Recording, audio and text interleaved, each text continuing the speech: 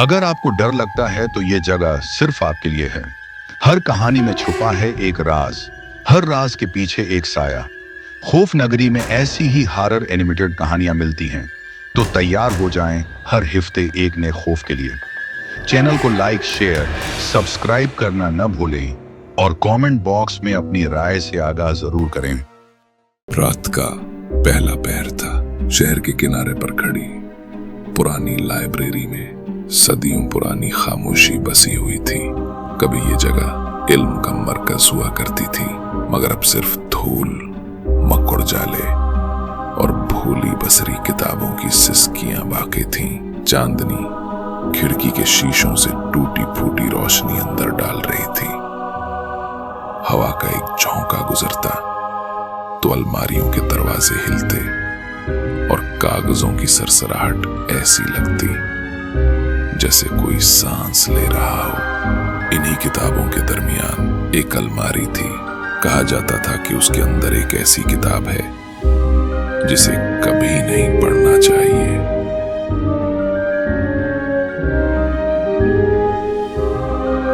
एक बूढ़ा केयरटेकर उस किताब का राज जानता था। वो बरसों से उस पुरानी हवेली के कुतुबखाने की देखभाल कर रहा था।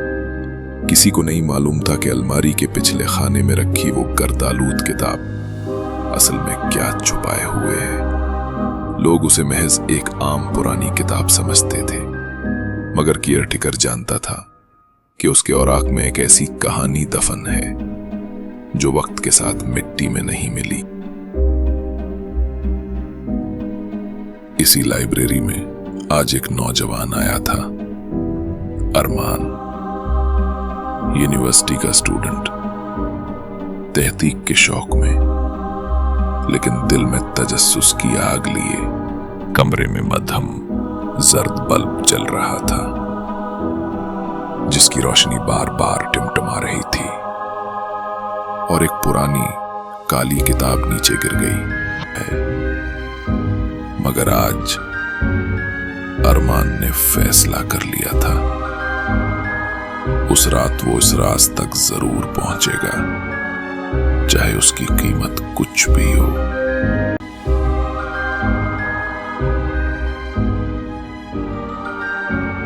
अंधेरा लाइब्रेरी के हर कोने में फैल चुका था।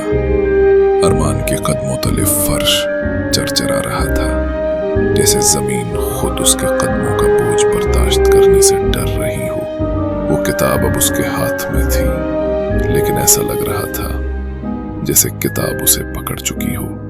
हर सफा खुद ब खुद पलट रहा था और हर सफे पर वही लफ्ज लिखा जा रहा था, अरमान, अरमान। उसने हिम्मत की और किताब बंद कर दी।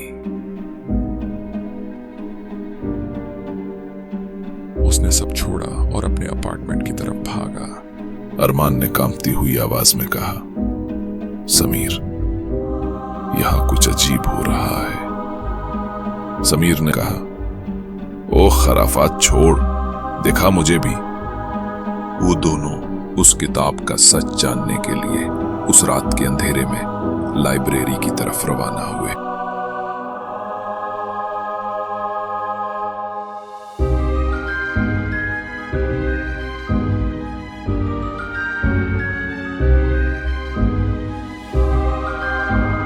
उस किताब की पहले से मौजूदगी ये जाहिर कर रही थी कि जैसे उसे बस उन दोनों का ही इंतजार हो।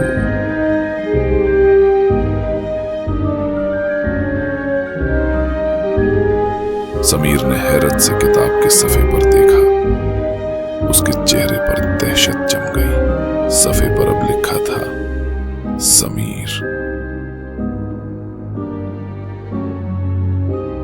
अरमान ने खौफ से चीख मार दी, बंद कर इसे, जल्दी बंद कर इसे। लेकिन देर हो चुकी थी।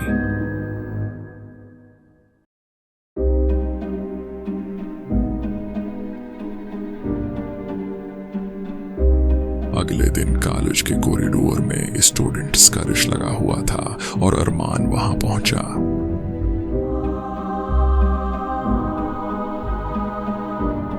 समीर की लाश पंखे से बेजान मुर्दा हालत में झूल रही थी। सब देखकर दंग रह गया और रोना शुरू हो गया। अरमान अपने आप को उसकी मौत का जिम्मेदार मानकर जैसे टूट गया था। वो उदासी की हालत में कुछ मुन्ना में बड़बड़ा रहा था कि अचानक कीर टेकर वहां पहुंच गया।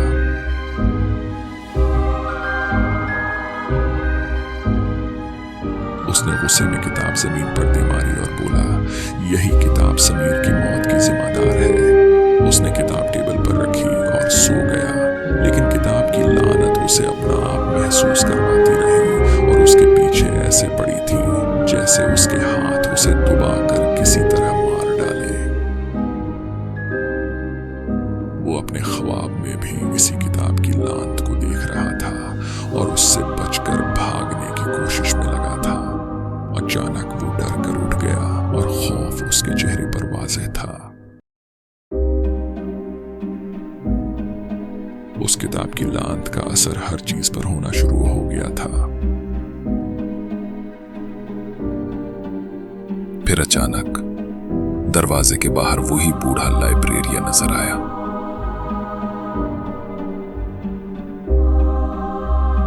ये किताब नहीं, कैद है।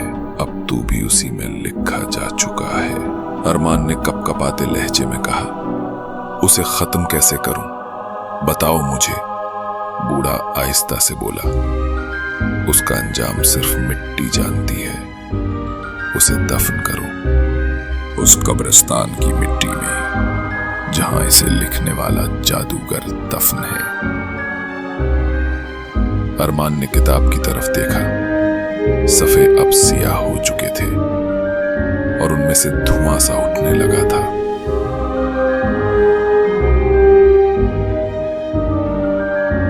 उस किताब का असर कीर टेकर और अरमान को छूना शुरू हो गया था। उसने जल्दी से वो किताब बंद की, बैग में डाली और अंधेरे में दौड़ पड़ा। वो सीधा पुराने कब्रिस्तान की तरफ भागा। वहां हर कब्र पर नमी जमी थी।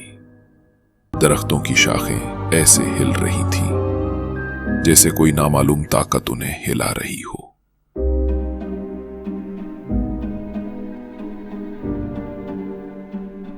आज बरसों बाद वो किताब अपने अंजाम को पहुंचने लगी थी इस कब्रिस्तान में।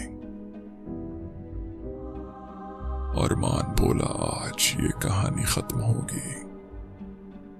किताब नींद से जाग रही थी और अपना वजूद महसूस करवा रही थी।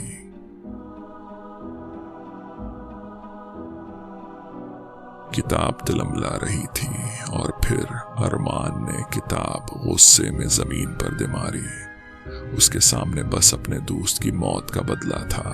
वो रूहें जिनकी जिंदगियां इस किताब ने ली थीं, वहां पहुंच चुकी थीं। इस किताब का इंजाम देखने के लिए कीर टेकर दूर खड़ा चला रहा था कि अरमान, हिम्मत नहीं हारनी। आज किताब का किस्सा खत्म करना है। किताब ने क्रोट बदली और जमीन फाड़कर हवा में उड़ने लगी। अरमान ने हिम्मत की, किताब को दबोचा और भाग खड़ा हुआ। आसमान पर बादल छाए थे और चांद सिया धुंध के पीछे छुप गया था। अरमान दौड़ रहा था, हाथ में वही मनहूस किताब। हर कदम के साथ उसे लगता जैसे कोई साया उसके पीछे चल रहा हो। कब्रिस्तान के बीचों बीच अरमान ने जमीन खोदनी शुरू की। मिट्टी के जर्रात उसके चेहरे पर गिरते रहे। उसके दिमाग में सिर्फ एक आवाज गूंज रही थी, उसे मिट्टी में दफन कर दो वरना ये तुझे निगल जाएगी। आखिरकार उसने गड्ढा खोद लिया, किताब को हाथ में लिया और आहिस्ता से कहा, अब खत्म हो जा। उसने गड्ढे को मिट्टी से भर दिया और किताब की कहानी हमेशा के लिए खत्म हो गई।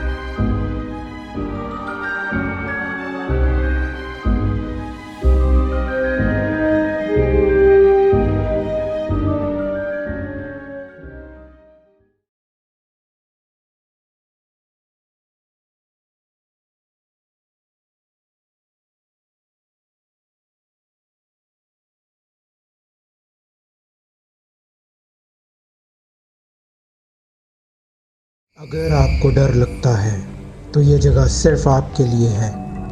हर कहानी में छुपा है एक राज, हर राज के पीछे एक साया। खौफ नगरी में ऐसे ही एनिमेटेड हॉरर कहानियाँ मिलती हैं। तो तैयार हो जाएं हर हफ्ते नए खौफ के लिए। चैनल को लाइक करें, शेयर करें और सब्सक्राइब करना मत भूलिए, क्योंकि अगला साया आपका भी हो सकता है। हर गांव के पास एक दास्तान होती है। दास्तान जिसे लोग कहानी समझकर भूल जाते हैं, लेकिन गांव के बुजुर्ग कहते हैं हर अफसाने के पीछे एक सच छुपा होता है। ये कहानी है एक दरख्त की, एक ऐसा दरख्त जो सदियों से वहीं खड़ा है, गांव के किनारे, पुराने शमशान के पास। दिन के उजाले में ये बिल्कुल आम सा लगता है, लेकिन जैसे ही अंधेरा गहरा होता है और चांद अमावस की रात छुप जाता है, तब उसका असल रूप सामने आता है। कहते हैं जिसने भी उस रात उस दरख्त के नीचे कदम रखा, वो कभी वापस घर नहीं लौट सका, क्योंकि ये सिर्फ परछाई नहीं, बल्कि इंसान की रूह को खींच लेने वाली एक भूख है। हवा चलती है तो उसके पत्ते आवाज नहीं करते, बल्कि इंसानों की चीखों की गूंज सुनाई देती है, और जो उसके ठंडे काले तने को हाथ लगाता है, उसे ऐसा लगता है जैसे बर्फीली उंगलियां उसके दिल को जकड़ रही हों। गांव वाले कहते हैं ये दरख्त पहले इंसान था, एक ऐसा इंसान जिसने खून, धोखा और जुल्म से अपनी जिंदगी भर दी थी, और फिर उसकी रूह को शराप मिला कि वो हमेशा के लिए इस दरख्त में कैद हो गया। आज भी हर अमावस की रात जब अंधेरा सब कुछ निगलने लगता है, ये दरख्त खामोशी से अपना शिकार ढूंढता है, और जो भी उस रात उसके पास जाता है, सिर्फ जिस्म वापस आता है, रूह कभी नहीं। इस दास्तान की तलाश में एक शहरी सहाफ़ी अपने दो दोस्तों के साथ उस गांव आया। वो कैमरा लेकर निकला था, सिर्फ सच दिखाने के लिए, मगर गांव के लोगों के चेहरों पर सिर्फ खौफ था। इनकी आंखों में वो डर था जो शायद पीढ़ियों से चला आ रहा था। यार, अजीब सी खामोशी है इस रास्ते पर। लगता है जैसे रात खुद सुन रही हो। बस तुम्हें लगता है हर डर की कहानी कैमरा पर सच बन जाती है। देखना, ये व्लॉग वायरल होगा।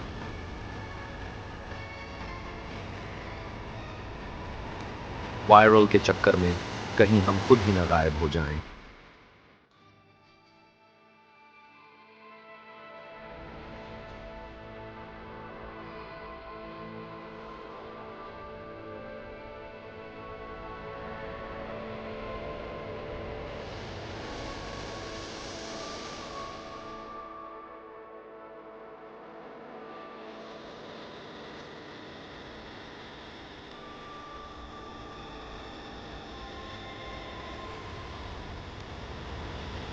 एक बुजुर्ग ने उसे रोका और कहा, बेटा, तुम शहर के लगते हो, रात को यहाँ क्या कर रहे हो?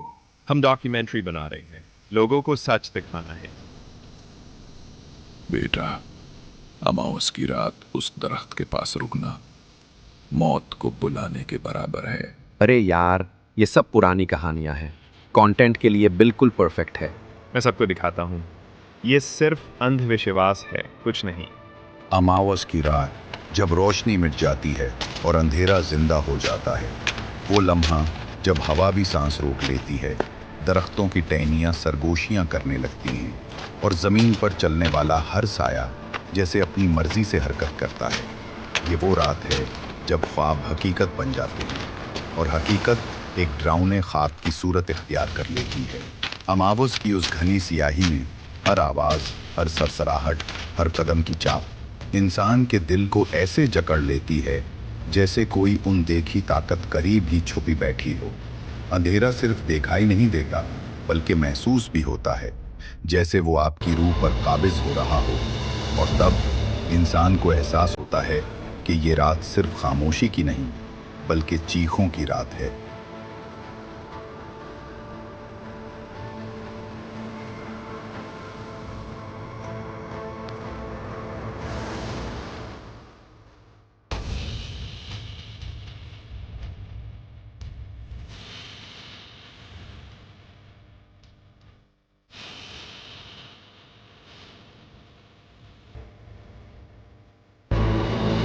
अचानक एक लंबा पतला साया उस दरख्त के पीछे से गुजर गया।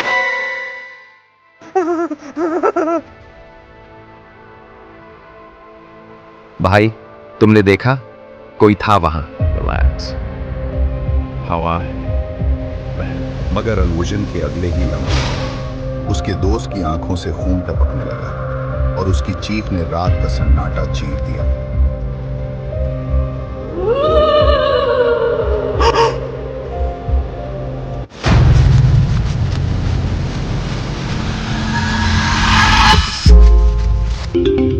फिर उसके फोन की घंटी बजी। स्क्रीन पर नाम था अली रजा।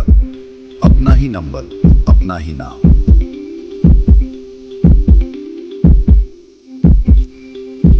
भाई, ये तेरा खुद का नंबर है।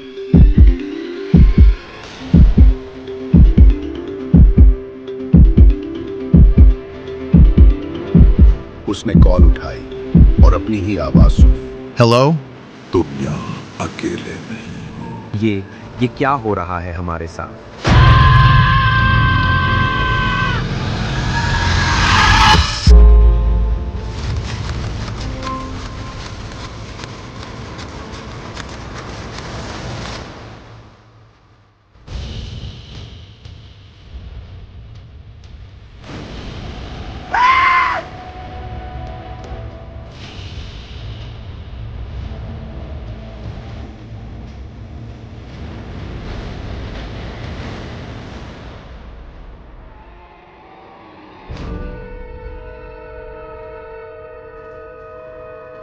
जमीन फट गई। एक कब्र से हड्डी का हाथ बाहर निकला।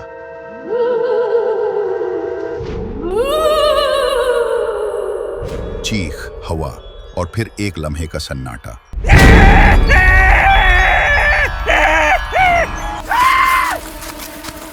जर्नलिस्ट अकेला रह गया।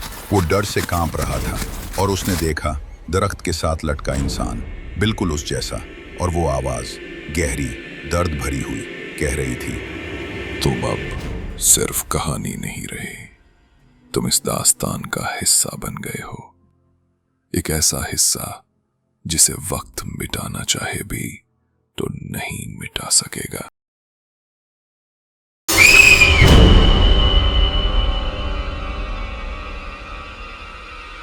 अमाउस का दरख्त फिर एक नई रूह निगल गया और गांव का सन्नाटा फिर से गहरा हो गया।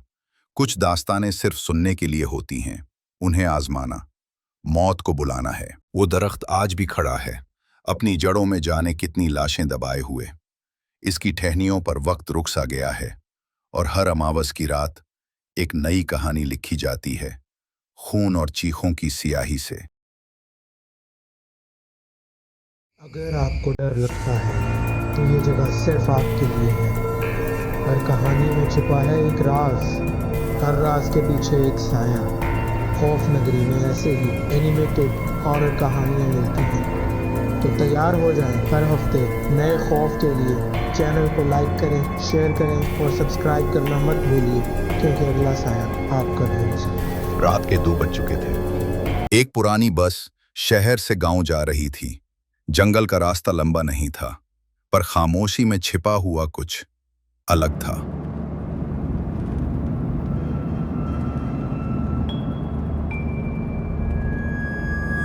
ये जंगल का रास्ता छोटा जरूर है, पर यहाँ कभी कभी कुछ चीजें होती हैं जो समझ से बाहर है।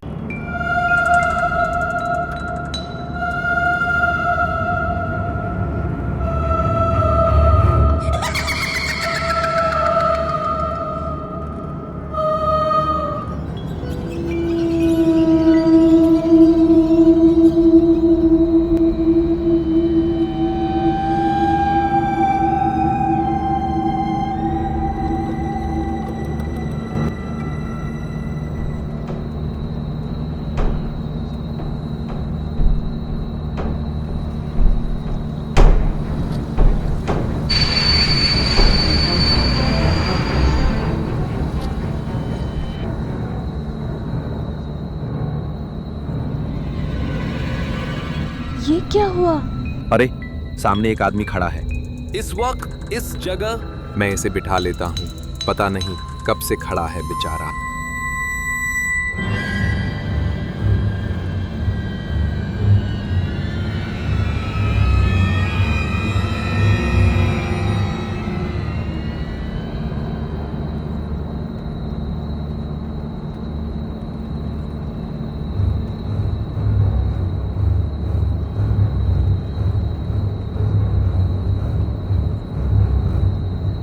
तुमने देखा उसके पैर क्या? जमीन को छू नहीं रहे।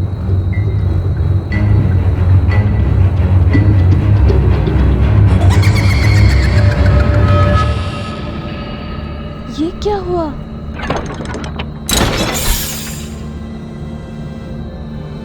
मैं चेक करता हूं।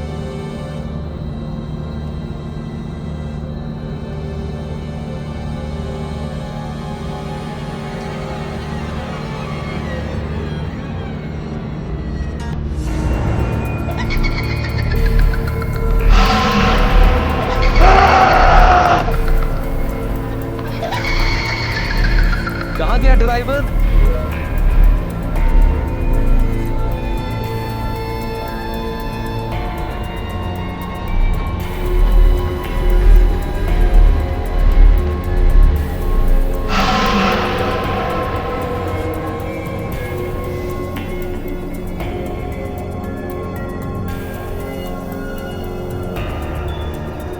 ये कैसे?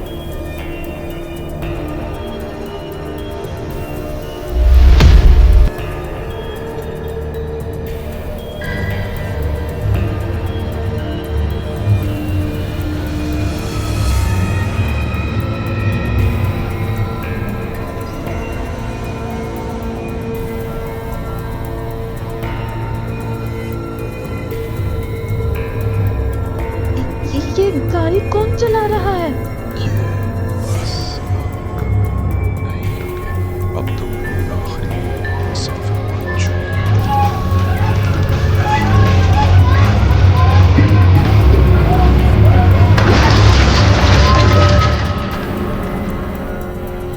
वो एक पुरानी कहानी का हिस्सा था, एक हादसा जिसमें कोई नहीं बचा, मगर उसका सफ़र आज तक ख़त्म नहीं हुआ।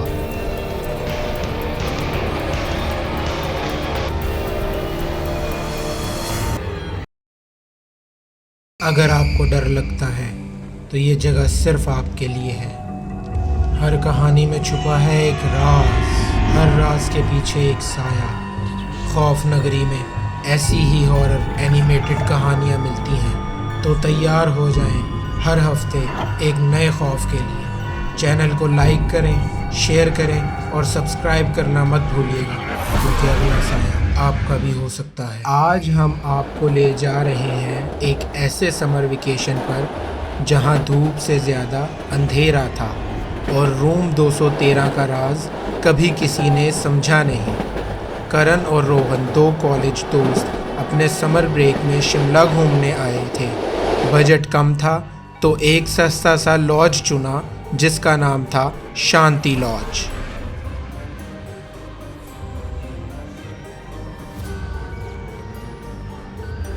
नाम तो बड़ा शांत था, मगर अंदर कदम रखते ही हवा का टेम्परेचर बदल गया।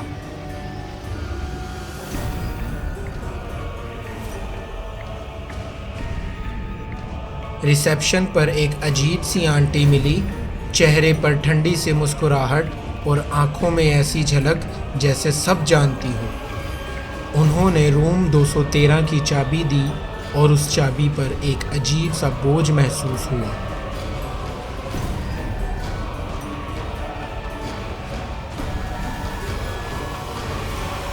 मगर जैसे ही रात के 2 बजे लाइट चली गई और लॉज में अंधेरा छाने लगा।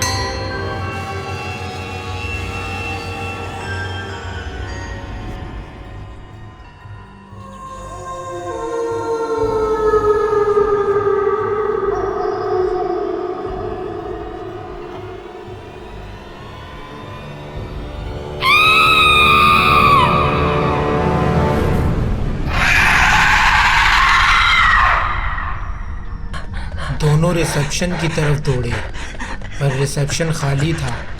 ना वहाँ रिसेप्शनिस्ट थी और ना ही कोई मेहमान, सब खाली था। हर रूम का दरवाज़ा खुला था और कमरे खाली, जैसे सालों से वहाँ कोई आया ही ना हो। फिर समझ आया कि ये लॉज नहीं, एक रुका हुआ वक्त है। रूम 213 में कुछ तो ऐसा है जो वक्त को रोक लेता है, इंसानों को अंदर खींच लेता है और कभी वापस जाने नहीं देता।